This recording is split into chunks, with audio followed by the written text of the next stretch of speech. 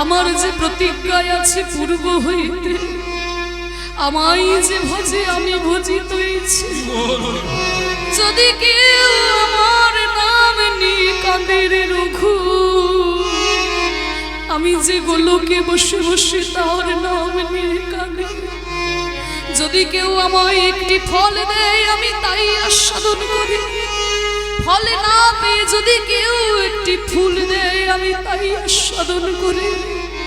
গঙ্গার জল না পেয়ে যদি কেউ দুফোঁটা নয়নের জল দেয় আমি তাই আস্বাদন করি। আর কিছুই না পেয়ে যদি কেউ একটি তুলসী পত্র দেয় আমি তাই আস্বাদন করি। আর তুই দিয়েছিস আমার প্রিয় ক্ষীরের নাড়ু, তাও নয়ন জলে মিশা। ওই নয়ন জলে মিশাইয়ে, নয়ন জলে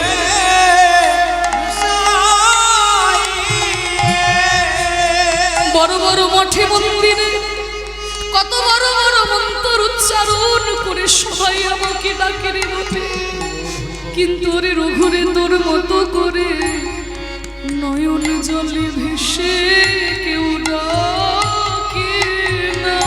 নয়ন জলে ভেসে কেউ ডাকে না। আমায় বন্দে তন্ত্রে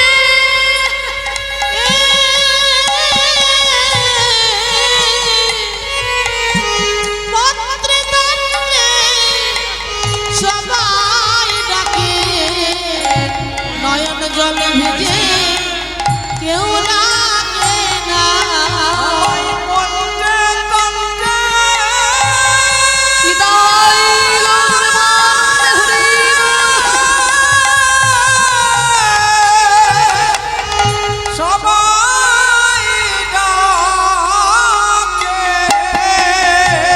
নয়ন জলে কেউ ডাকে না। বন্দে তন্ত্রে সবাই ডাকে, এমন নয়ন জলে কেউ ডাকে না। পত্রে তন্ত্রে সবাই ডাকে, নয়ন জলে কেউ ডাকে না। পত্রে সবাই ডাকে, ও পত্রে তন্ত্রে সবাই ডাকে, বলে নয়ন জলে কেউ ডাকে না।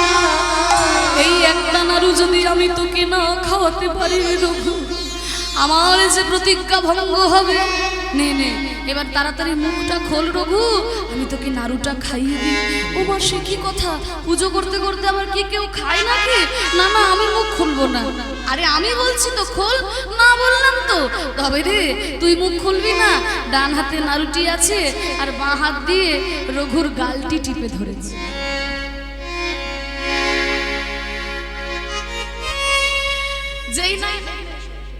যেই না গালটি টিপে ধরেছে অমনি মুখটি হা হয়ে গেছে। আর যেই না মুখটা হা হয়ে গেছে অমনি গোপীনাথ বলছে রঘুনন্দন নারুখা হরে রঘুনন্দন নারুখা, ও গো গোপীনাথ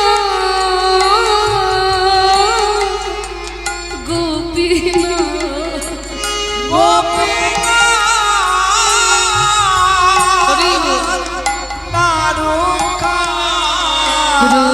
রঘুনন্দন নারুখা গোপীনাথ গোপীনাথ রঘুনন্দন নারুখা গোপীনাথ গোপীনাথ।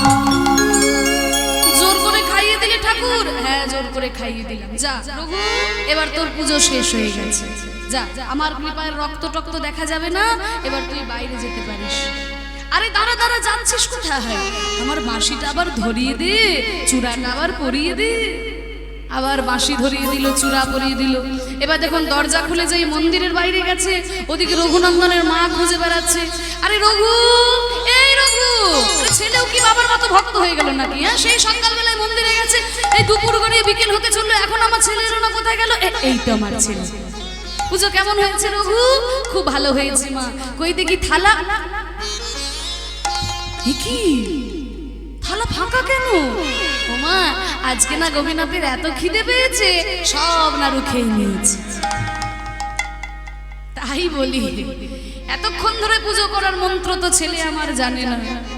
যখন দেখে গোপীনাথ আর কেউ আসে না, একটা একটা করে নাড়ু নিজেই খেতে শুরু করে দিয়েছে। না মা, আমি নাড়ু খাই। আবার মিথ্যে কথা বলে। আমি মিথ্যে বলছি না তো। মিথ্যে বলছিস না, মুখ খোল, মুখ খোল। যেই না মুখটি খুলিয়েছে, অমনি দাঁতের ফাঁকে একটু নাড়ু লেগে আছে। এই তো তোর মুখে নাড়ু। আমার ওমা, আমি নাড়ু খাইনি মা, সত্যি বলছি আমি নাড়ু খাইনি।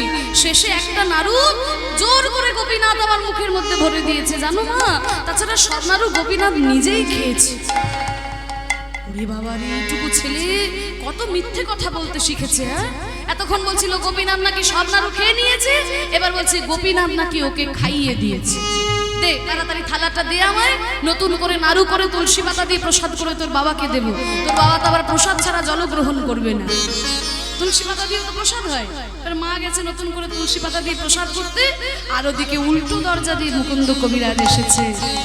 আসিয়া মুকুন্দ দাস কহে বলো কে রূপাস, আসিয়া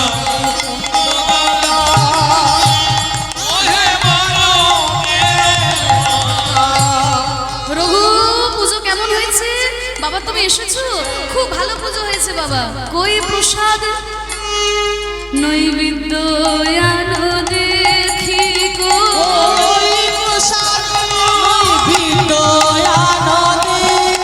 কেন প্রসাদ কি করবে বাবা? কি করব?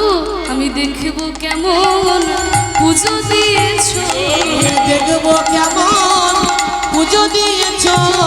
প্রসাদে পদ্মগন্ধ আছে কিনা, আমি দেখব কেমন তুমি পুজো দিয়েছো। প্রসাদে পদ্ম গন্ধ আছে কিনা, দেখব কেমন পুজো দিয়েছ। পুজো যদি গোপীনাথের সেবায় লাগে, তার ভিতর থেকে পদ্ম ফুলের গন্ধ বেরোয়। ও প্রসাদ নেবে তো? দাঁড়াও দাঁড়াও, একটু দাঁড়াও, মা প্রসাদ ভরতে গেছে। ছোট্ট ছেলে সরলতা প্রসাদ ভরতে গেছে মানে কি? প্রসাদ একটা বড় জায়গায় রাখা ছিল, ছোট জায়গায় এনে দেবে নাকি? আরে না না, নতুন করে নাড়ু করে তুলসী পাতা দিয়ে প্রসাদ করে তোমায় খাইয়ে দেবে। কেন বাবা তুলসী পাতা দিয়ে কেন প্রসাদ করবে? প্রসাদ কি দিতে দিতে ফুরিয়ে গেছে? আরে কাকে দেবে প্রসাদ? প্রসাদ তো আজকে ছিলই না। আজকে না গোপীনাথের এত খিদে পেয়েছে, সব নাড়ু খেয়ে নিয়েছে। সাবধান হয়ে কথা বলো রঘু, বাবার সঙ্গে রহস্য করতে নেই। না বাবা, আমি রহস্য করছি না, এই আমি তোমার পা ছুঁয়ে না, আগে পুরোটা বলিনি। সব নাড়ু খাইনি বাবা, শেষে একটা নাড়ু জোর করে আমার মুখের মধ্যে দিয়েছে। তাছাড়া সব নাড়ু গোপীনাথ নিজেই খেয়ে নিয়েছে। হে গৌরহরি, আমি ভেবেছিলাম ছেলে আমার ভক্ত হবে, কিন্তু প্রথম দিনে পুজো করতে গিয়ে এত বড় একটা অপরাধ করলো ঠাকুর। নিজে নাড়ুগুলোকে খেয়ে গোপীনাথের নামে বলছে। আমার ছেলের এই অপরাধ তুমি ক্ষমা করে দিও ঠাকুর। না বাবা, আমি নাড়ু খাইনি, আমি তোমার পা ছুঁয়ে বলছি বাবা, আমি নাড়ু খাইনি। চলো চলো, অনেক সত্যবাদী ছেলে আমি পেয়েছি।